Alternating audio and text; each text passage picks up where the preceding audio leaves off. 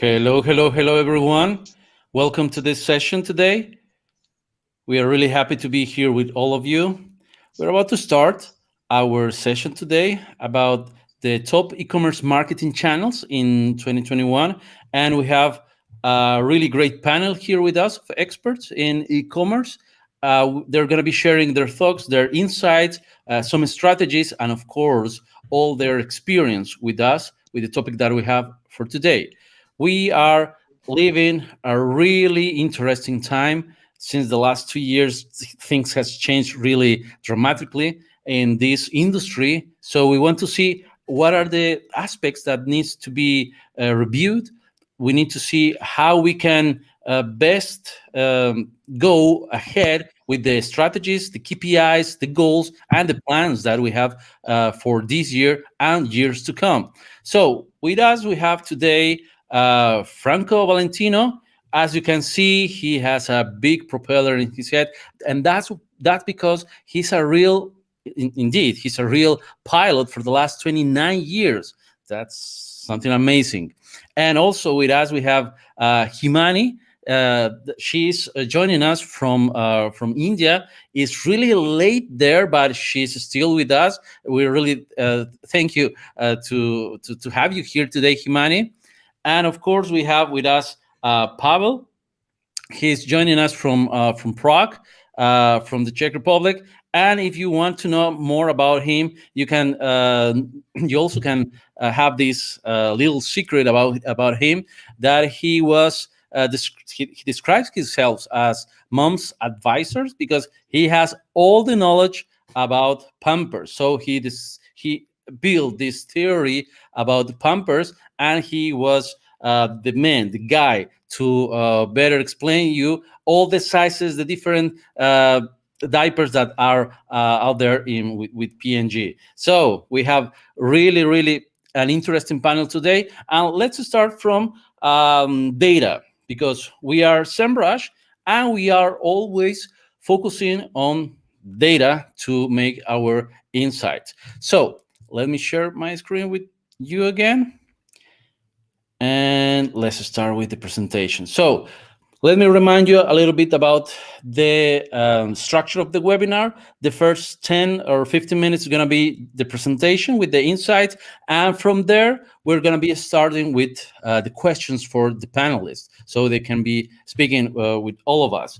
Oh, hello, everyone who's joining right now. And let me start from here.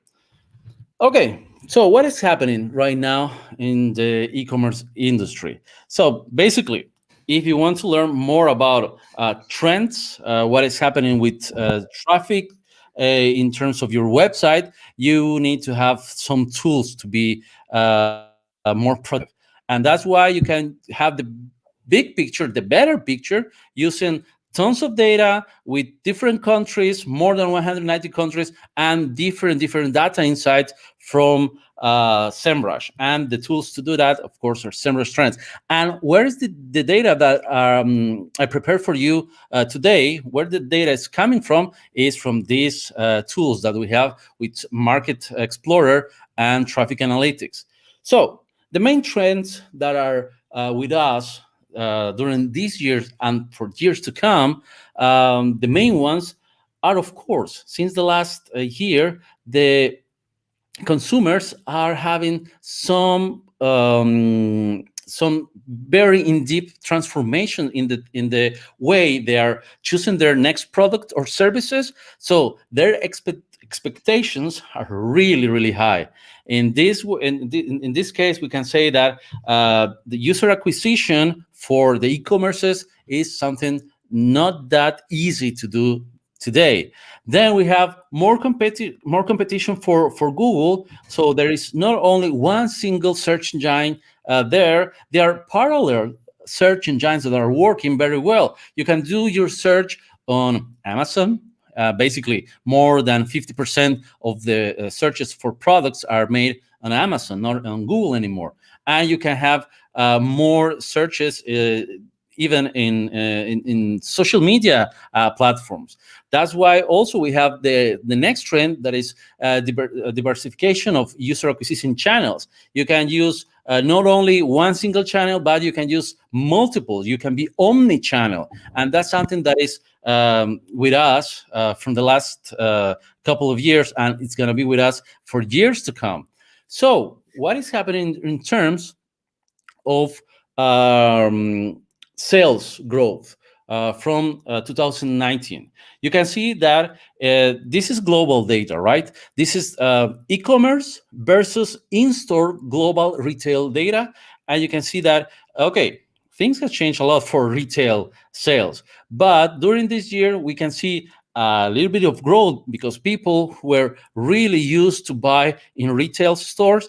But the problem is that most of the people, they really get used to digital, to online, because that's more effective, it's really fast, and it's more convenient. It's just like that. You can see the prognosis for the next 3 years, that is going to be more and more digital, and a little bit less of retail in store retail shopping. This data is coming from eMarketer, and for the agenda, I would like to show you first the top retailers by digital performance, then the global shopping app downloads leaders, then the year-over-year shift in total shopping app downloads, so we can see what are the most used apps. Then top e-commerce website worldwide and US, then only US, and the last point is going to be key traffic channels driving e-commerce growth. And after that, we're going to have our conversation.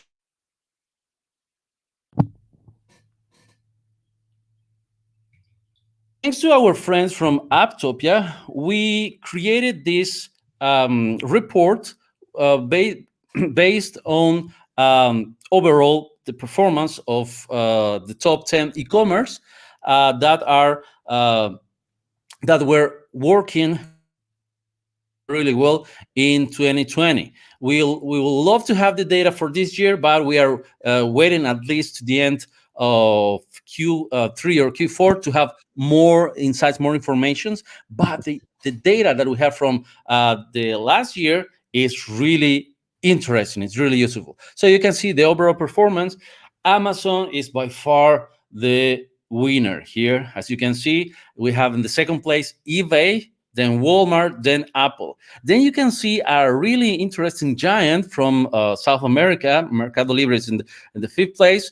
Then you can see AliExpress, Samsung, Rakuten, Etsy, and Shopee. So these are the winners from last year. The growth that they have was just fantastic. But what is happening with the applications, with the mobile devices? So for in this case, we can see that these are new new downloads that they had last year. Still, Amazon is by far the winner here. Then we have Shopee, Shein, then Pinduoduo, then Flipkart, then Taobao Special from China, AliExpress, Lazada, and Mercado Libre and Taobao. As you can see here, Taobao Special differentiates from Taobao, different type of products, different type of experience for the customer. So these are the top applications that people were downloading for having that shopping experience. What about the year-over-year shifts in total shopping app downloads? So if in Q4 2019, you can see that 52 billion downloads were made it. Already in Q4 2020, it was 1.78 billion downloads. So the year-over-year growth is around 70%, as you can see here. The growth is really interesting because before that, the growth was not so intensive. No, it was not so high. In this case, it was around 8 and 10%. But here you can see 60% in 1 year. So people were just downloading a lot of applications. Buying from your mobile device is something that people just love. Then you can see what is happening with the top e-commerce website worldwide and US. Again, you can see here that the same amount of people visiting Amazon in Q4 2019 and Q4 2020 has increased a lot. Every single of the top 10 leaders, you can see the growth is more than 5%, 10% in some cases. As you can see also or in some cases, you can see a downgrade. For example, in AliExpress from 1.99 to 1.64, or for example, you can see in Amazon. Not only in Amazon US, but Amazon in Germany or Amazon in the UK, you can see the growth also is there. So comparing this with the information that we have from only the US, you can see the difference between the number of visitors. But let's concentrate only in the US with this uh, data piece. As you can see, Amazon still was the winner, and it is. You can see there eBay second place, Walmart, Etsy. The growth was really fantastic for all of them. We are not seeing here any losers on traffic. We just see the best performing websites in the US. Then let's talk about the channels. What are the key traffic channels for these top 5 e-commerce websites? So we took the whole market, as you can see, as the main driver for traffic, the whole market versus the top 5 e-commerce websites. And you can see here that direct traffic is just the leader. For some of them, for basically all of them, is more than 50%. Then you can see that the second most important channel is search, at somehow the same level for some of these websites. For example, for Amazon or Best Buy, is referral traffic in the third place. Then you can see paid traffic a little bit less for some of them. Etsy is investing more, for example, in volume than Walmart or Best Buy. And then you can see social. Social, of course, is everything for Etsy. If you're on Pinterest, if you're in Instagram, you can see all those products, beautiful homemade products from Etsy. Of course, that's social. And you can see also in Amazon, eBay, they are also there, but not so actively involved like is Etsy. So the whole market is dictating the rules for the traffic, for the channels, for traffic acquisition, for user acquisition. And you can see those are the winners. Let's dissect a little bit these channels. For example, for Q4 2019 and Q4 2020, what are the changes? So the changes are basically direct traffic is even more important. You can see from 48% to 49%. The referral is still really important for referral. From referral 20%, about 13% to 14%. Social become more popular from 1.8% to 2.4%. Search is not less popular, but it becomes kind of difficult to be there because the competition. So here, 32% to 29%. And we're going to have this discussion afterwards with the experts, but it's still there, like the third most important channel, search. Then we have paid, which is a little bit in downgrade from 4.7% to 4.5%. So some changes, some winners, some losers, but overall, these are still the main channels for traffic acquisition. And well, let's see what is going to be happening this year or next year. Well, we are starting the Q3 for 2021, and let's start with the first question, because we want to attract more people to our website, to our clients' websites. How we can do that? Let's go for the first question, which is what channels are the best for building brand awareness? So, who wants to go first with this one?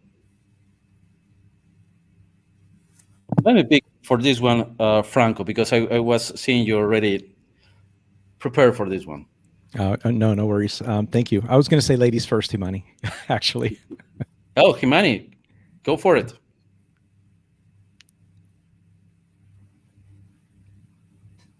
If we have you here, we cannot hear you.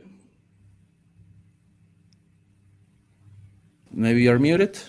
Yes. Okay, perfect. Yeah.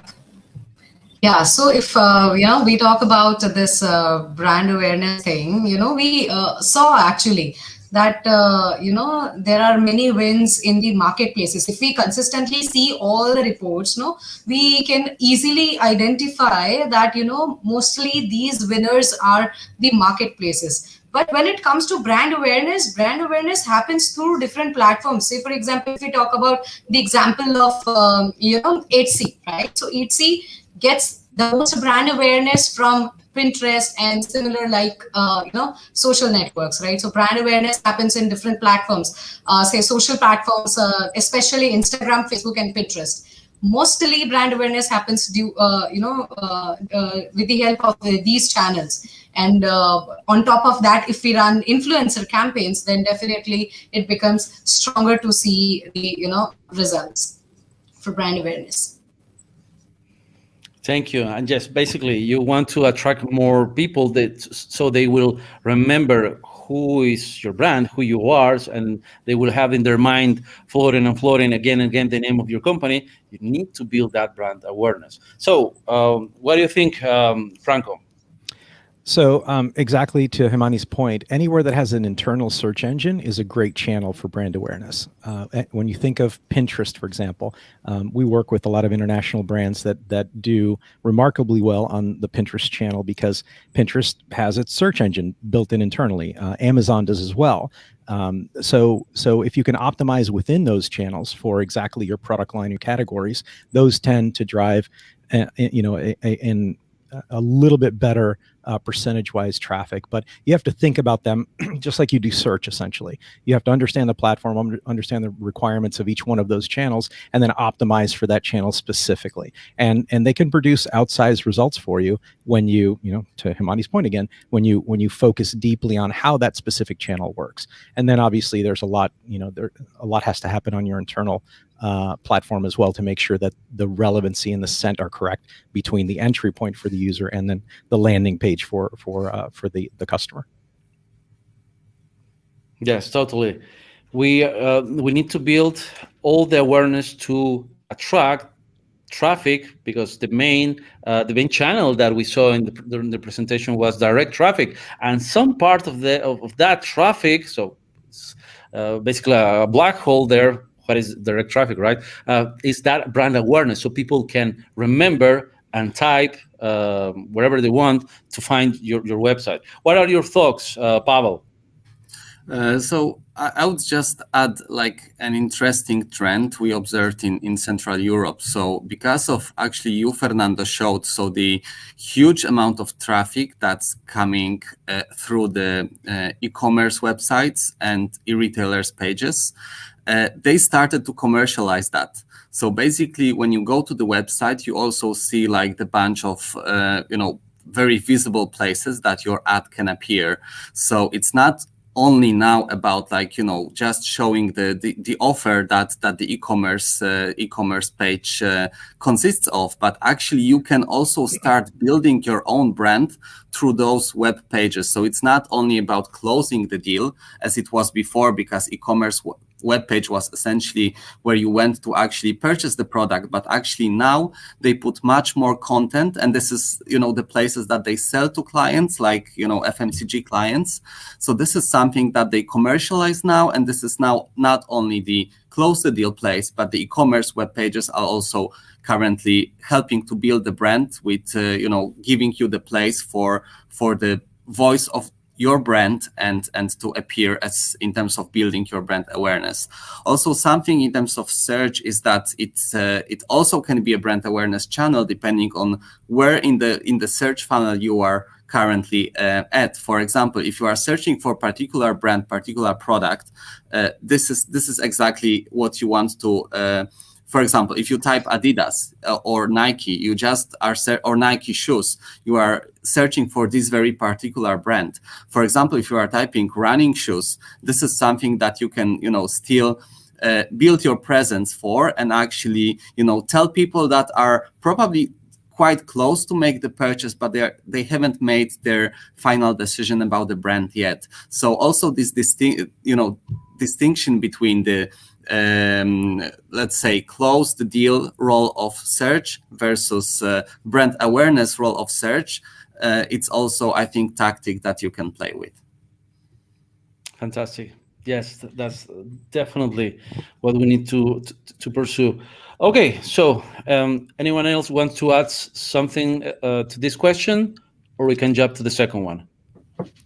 Just a final point, because brand awareness is the ultimate goal for all e-commerce, right? Because being a brand is seen as, it's a special box that search channels put you in, and you can sort of knock your competitors out of the way once you're, as an entity seen as a brand.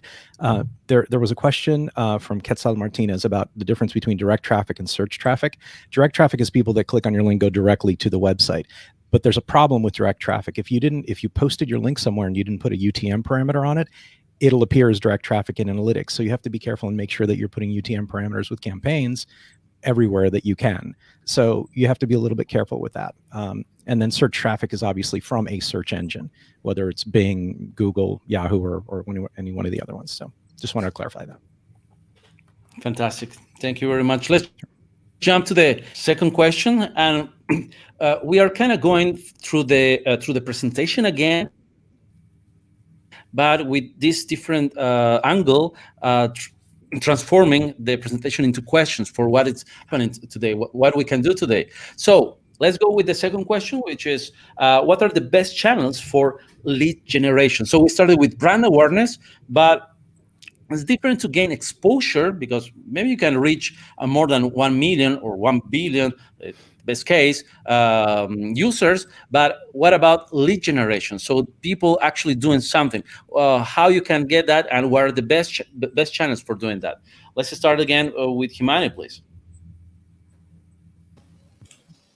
Yes. So when it comes to lead generation, what happens is, recently people have started, putting up their products on marketplaces. So marketplaces is something playing really high when it comes to lead generation, even for the, businesses who have recently gone e-commerce because of this pandemic, of course. So, marketplaces has been a bigger channel that is driving leads for them.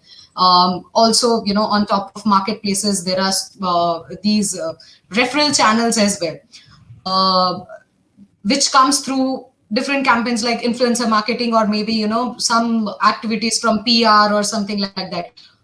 The brands that are constantly in front of customers in different channels is getting the lead. So Pawel said that, when it comes to branded terms, so branded terms is the something which is driving the most leads. So if people are searching for something within Amazon, if it comes on top, it's like, it's the win-win situation for them. But when it comes to social, then social is like, if the products or brand has been referred by someone, then definitely social becomes also the part of lead generation channels. So these are by far the most channels, marketplaces, social channels, and referral. They are the ones that are driving the maximum lead generation, especially after the pandemic. Before, if we see that we used to get traffic, we used to get a lot of leads from search engines as well, but typically search engines are driving the most branded traffic, and that is the reason we are seeing that the people who have been knowing a brand through different channels are driving the most leads. So marketplaces, social, yes, basically those are the channels that most of the businesses were using. But I want to hear from Pawel. What are the best channels for P&G? I would say that in general, the best channels to drive leads, regardless if there are like registrations to your platform or basically sales at your platform, are those which you can optimize for the given objective, either those that you can pay for the result. So giving an example of the first one, Facebook or Google pixels that are actually, put into your website. For example, if you are an e-commerce player, basically they would use the logarithm to actually search within your target group. So let's say you target men 1854, that's your target. So you basically put the pixel in your website, and the pixel is actually measuring what type of people based on creating this kind of ID graph of a person. So basically, if people are adding your product to the cart, that usually is the first step that the logarithm can learn with. And then when people actually purchase the product, so basically the logarithm of Facebook or Google can create lookalikes or simply understand what are the people with the highest propensity to buy your product based on those who already bought it. So I think that, relying on those logarithms and actually making sure that your website is pixeled properly, that you can optimize for your goal, would give you the desired results. I think we're already past the let's say the era of optimizing for clicks, because that was, I think, the path that was kind of close to the desired outcome, but actually not really taking us there. So giving an example of the second one, when you can pay for the outcome, I would mention here affiliate marketing. So this is something you basically establish with your partners. What is your goal and actually what is your target? Of course, let's say you invite, they usually aggregated, but let's say you invite 20 partners to check how they go, because they also don't know before running or testing the campaign what would be the result, if they can meet your target or not. So for example, out of the 20 partners, actually 10 will after running the test campaign will tell you that they cannot meet the objective of such a low cost per lead, let's say, and 10 will actually be able to deliver that. So this is something that you can establish as your approach. So yeah, in your hands is like how the site is pixeled and how you can optimize the campaign. Usually the best is when desired objective is the one that you optimize towards. And secondly, if you can find partners that actually you establish how much you want to pay for the desired goal objective that you set for them. So I think these are the two approaches that I would go for. Fantastic, brilliant. Thank you very much. Franco, what are your thoughts? Yeah, I want to pick up on a couple of things that Pawel mentioned. Not only the marketplaces and the affiliate marketing, but we should dig into a couple of things. We're a bit of a hammer and see everything as a nail in our world, because we do a lot of server optimization.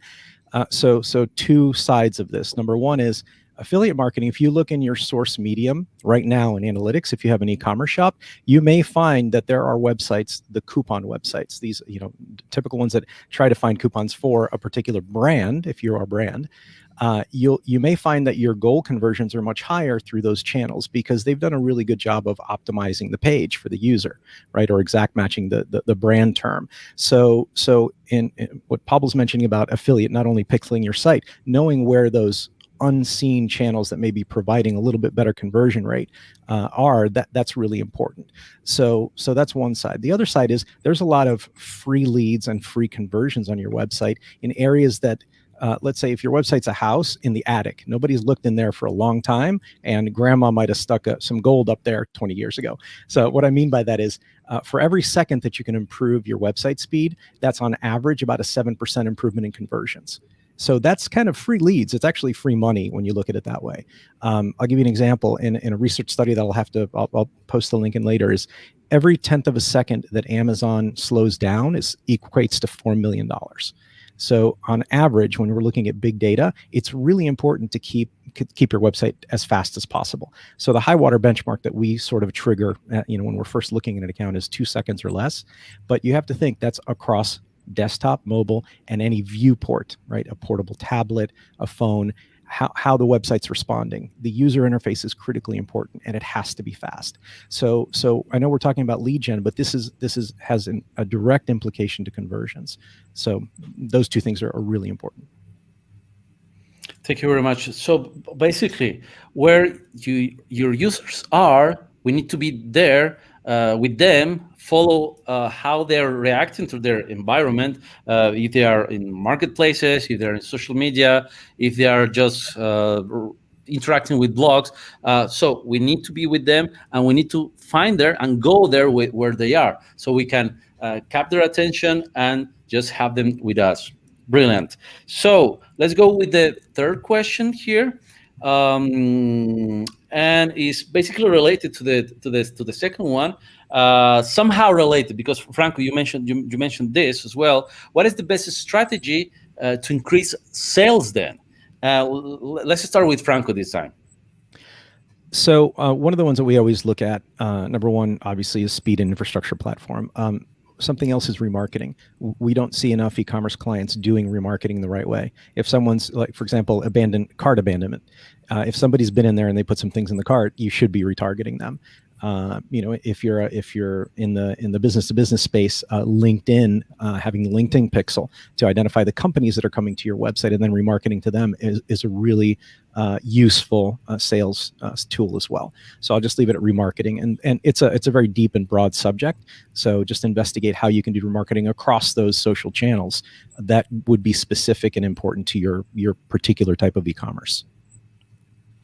Fantastic remarketing. Yes, that's something that is working really well, and it was working, but right now it's more intense in any way. What are your thoughts, Himani? This is like a really interesting, question. I was like, just counting on my fingers that, what are the things we can do to increase sales. It's like, this irrespective of channel that we pick up, for lead generation or brand awareness or any campaigns, it's like, to improve sales, there are a couple of things that we need to focus on. Like Franco said, that, if, a site loses its speed, it loses a lot of business. So speed is definitely one thing that needs to be optimized. Another things that I have noticed during last couple of months is like one needs to focus a lot on UI UX. Whether it is a niche website, whether it is a newly launched retail e-store, or any e-commerce segment that we talk about, if the website or the marketing that we are doing on any of the channel is damn appealing, it will grab the attention, it will grab the sales as well. Even it will attract your affiliates with better pricing, as well as influencers at better pricing, because looking at the appeal, the experience that the site is providing. Also, apart from this thing, discounts work really well. I'm talking about the real discounts that people, not just the marketplaces that come up with. It's like, the discounts that they come up with during holiday season or the festive season. Those are the, chance where you can pick up the sales. You can put the pricing strategy in place and plan it properly so that you can drive more sales there. But this can be planned in the different portions of a year. It's not just that you look at holiday season to make the sales, right? So you need to plan that how much, there has to be a balance between how much discount you would provide during other months and how much discount you would provide in holiday season. This needs to be balanced out so that, it is not something that here you're not making business and you are making, business over here. So that is something, which is very much important. Another thing that I would like to add is content-driven commerce. Very, very important, storytelling and everything, video marketing, all of those things needs to have, appeal. My boss, Mr. Vatsal Shah, says every time that, it's not something, your people are not buying products, they are buying stories around it. So which is, this is the line, I love it. And it's like, it is actually apt today that, it is the storytelling that is working. So, the emphasis needs to be around content-driven commerce. So that is, one thing. Another I would like to add is, making your product description page very comprehensive, because that is the place where actual conversion is going to take place, right? So, how you plan your entire product detail page is something very, very important. So it's not just about keywords and putting them, in place. It's about the entire experience, right from the graphics that you choose, what technology that you come up with for, these days AR is working really well to showcase how the product is looking when I, virtually try on the product, right? So that is a really, really amazing thing to work for sales. So these are the couple of things which are very important when it comes to increasing sales, irrespective of any channel that we target. Fantastic. And yes, once again, I really love the content-driven stories, the cases. So the storytelling is something that needs to be there, because at the end of the day, it's not about the product that you're selling. It's about the need that the person is solving with that product. And if you find the real match for that specific case for the user, yes, that's the real case. Well, we have a really nice comment from Paul Lobel, a great friend from for Semrush, and we really love that you're here. He was mentioning from Franco's comment that dynamic shopping remarketing for e-commerce can be great for sales and resales. So yes, I agree. Adding that to the remarketing strategy, dynamic shopping remarketing is really great and useful. Okay, perfect. Pawel, what do you want to add there?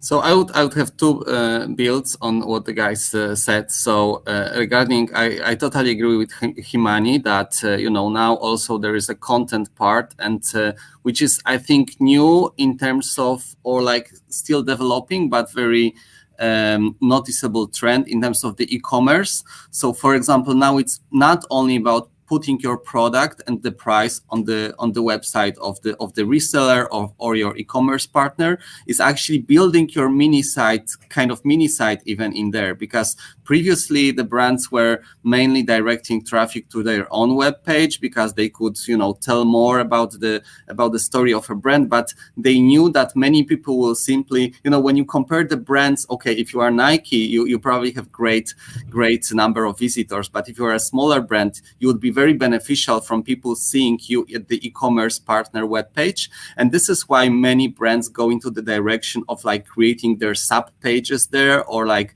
basically putting more rich content in there for people to consume, actually giving them more reasons to buy. Because actually, many products are similar, but actually the package and the story around that you are going to tell them, and many of these stories are not searched, outside of the e-commerce webpage. They're actually, people see as much as you tell them at this moment when they kind of want to make their decision about the purchase.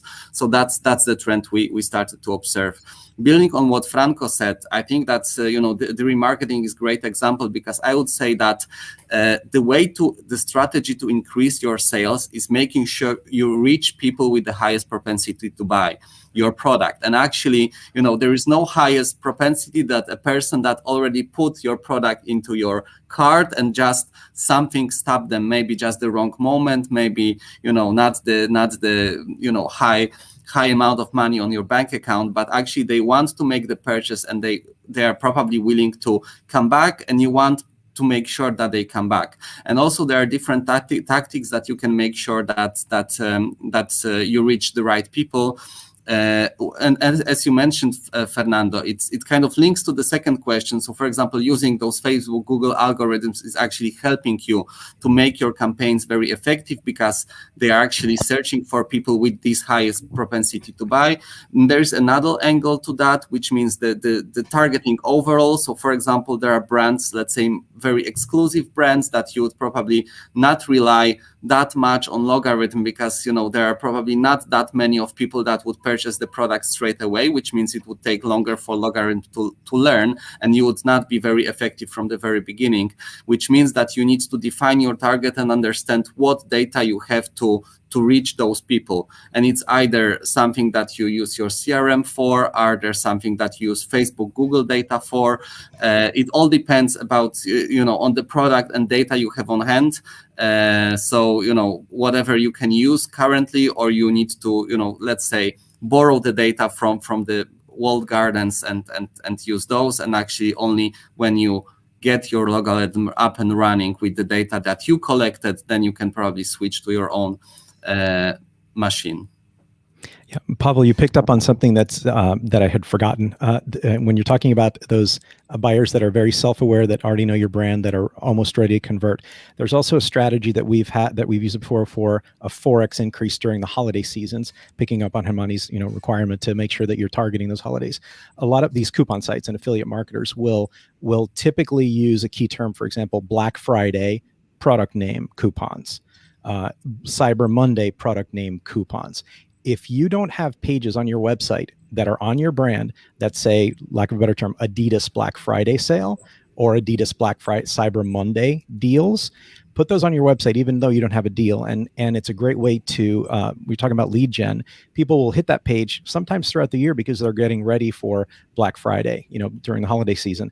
They'll sign up and then you can remarket to them or email to them. However, whenever a brand puts those holiday pages up, you end up ranking number 1 for those. So you can kick out the affiliate marketers because that page for those coupons is on your site, and that's the site that they're looking for. We've seen a 4x year-over-year increase on Cyber Monday doing that strategy.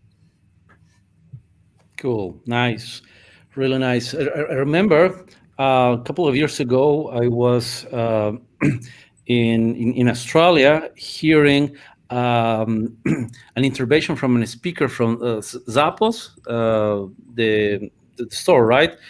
They were telling they're really big and great e-commerce and also a retail store. They were saying that they added to each sales team that they had an analytics guy to measure their results and to see how they are to track the things that they were doing, because the sales team is more focused on the revenue and profit. The analytics, he was measuring all the other stuff, all the analytical stuff, all the channels and so on, and that much increased for them. I remember the revenue for that intervention in 25% the whole year. So it was just an absolutely win-win for both of them.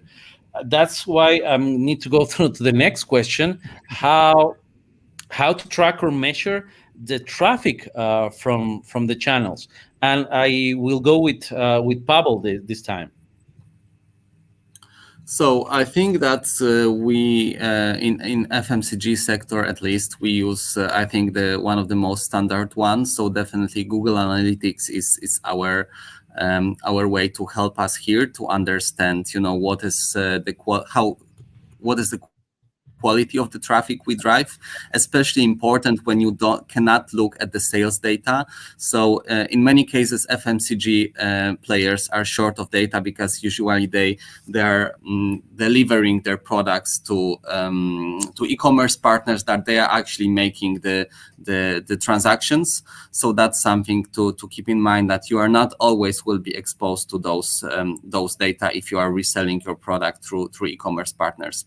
But yeah, Google Analytics is a great source, so you still need to make sure that your websites are pixeled well, and like the Google Analytics can read all the data.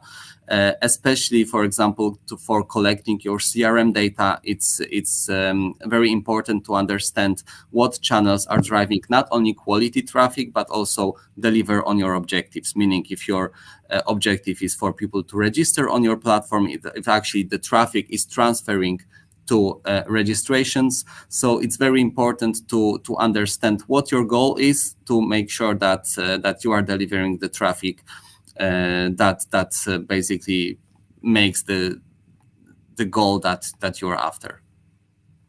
Fantastic, great. Himani. Yep. Most of the time, these e-commerce businesses have some or the other platform in place, right? So if I talk about Shopify, Magento, and all of those platforms itself provide a lot of data on cart abandonment and how much sales they are making and all of those things. So platforms are really good. They are improvising on their tracking and measuring the traffic for the channels. But yes, Google Analytics and sometimes Adobe Analytics are also the perfect channels to perfect places to see the traffic coming from the channels. That's correct. And of course, when we are measuring the traffic, we need to have the goals. Why do we are trying to acquire that traffic, right? So let's go with Franco.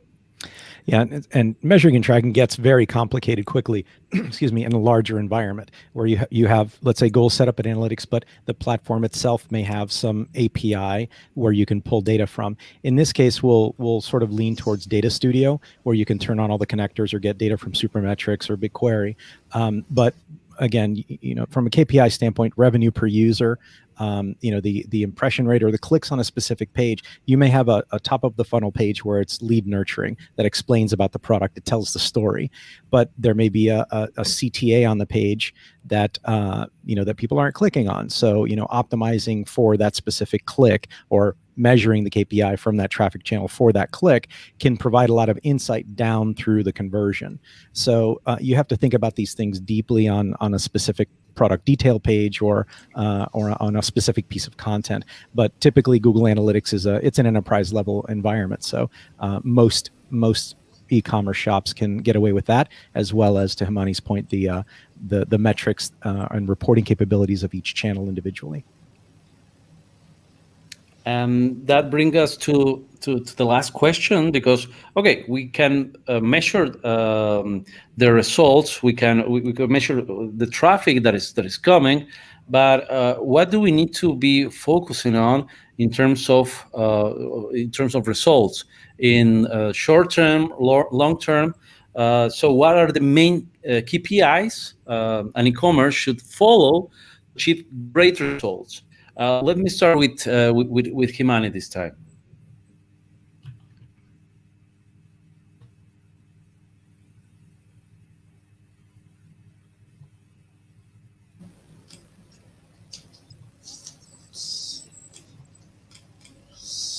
Himani? Yes. Okay. So when it comes to KPIs, I believe the number one goes to conversion rate per page. And even we would like to see that, how much conversions that we are, grabbing from each channel. So that is something which is very important to identify, what all pages are, what all products are trending for us, for our customers, what customers are loving on our website, also the channels that are driving the most conversions. That is something which we every time do. What we miss out is, we also try to understand, the conversion ratio, and as well as the new customers versus repeat customers. And if we misses out on this,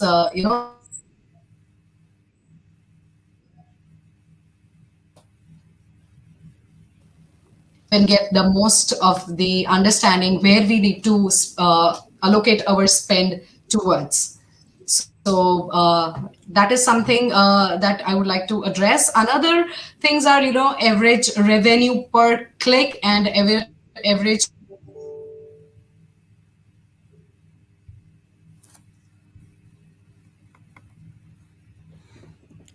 I think we lost you for the last 5 seconds. You were mentioning revenue per click. Yeah, and revenue per buyer as well. Okay. Fantastic. So we have there some of the most interesting KPIs: new customer, repeating customer, revenue per click, revenue per customer. What are your thoughts, Franco?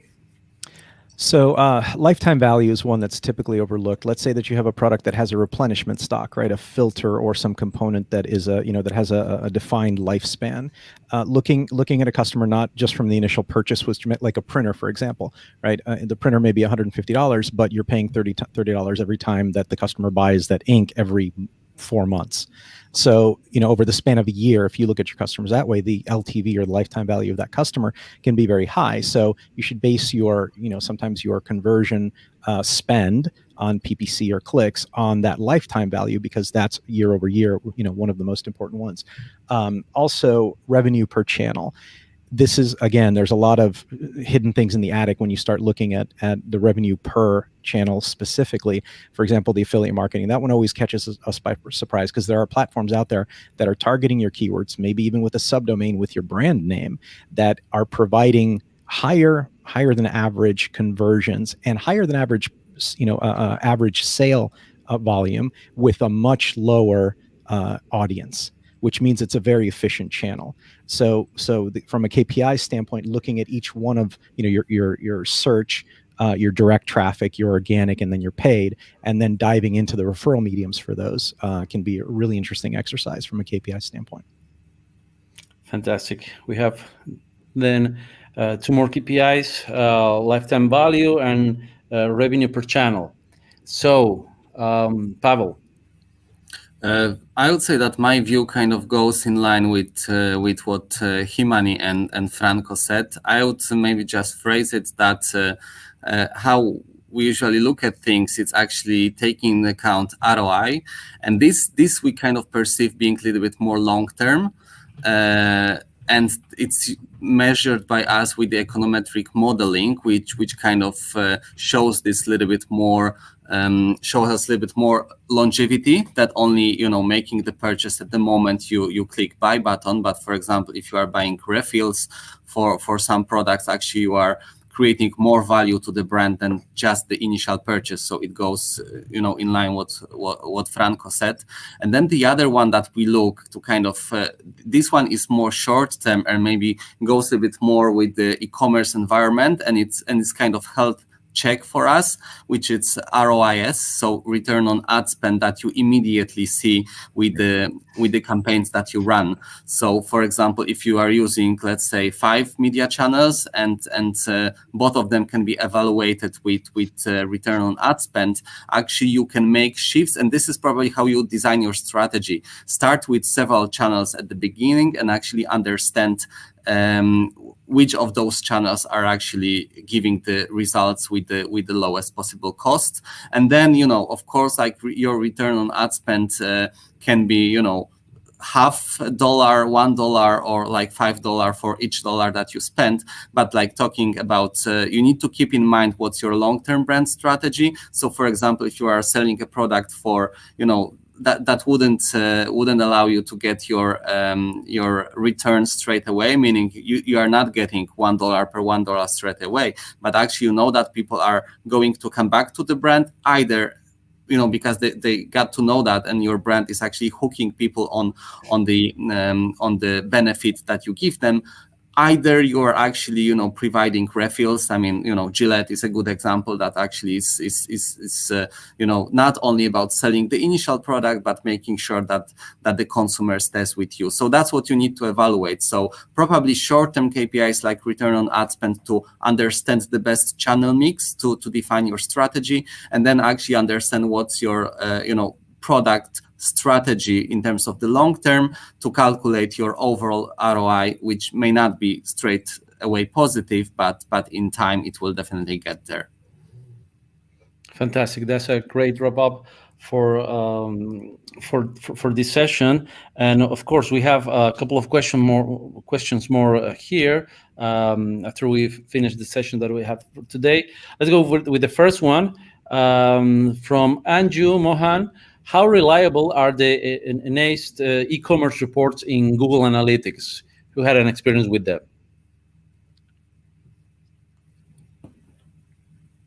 They're pretty solid.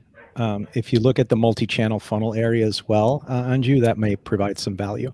It'll show repeats of, when the user bounced back to Google and went on the website, for example. So they're pretty precise. You can trust the data. Absolutely. And when it comes to behavioral tracking, it is like wonderful in Google Analytics. Yep. So thank you very much, Andrew, for your question. We have another question from Kristen Taylor. Where do the holiday pages live on the website? In the blog? Yeah, so search doesn't care about URLs. They don't understand blog or web pages. It's just a URL. So feel free to put it anywhere you like, wherever you can optimize the page the best. Make sure that technically optimize the page. The on page, your H tags and titles and such. Meta description, that's where it should live. It doesn't really matter. And always avoid to put years in that URL so that you can utilize for n number of years for your campaigns.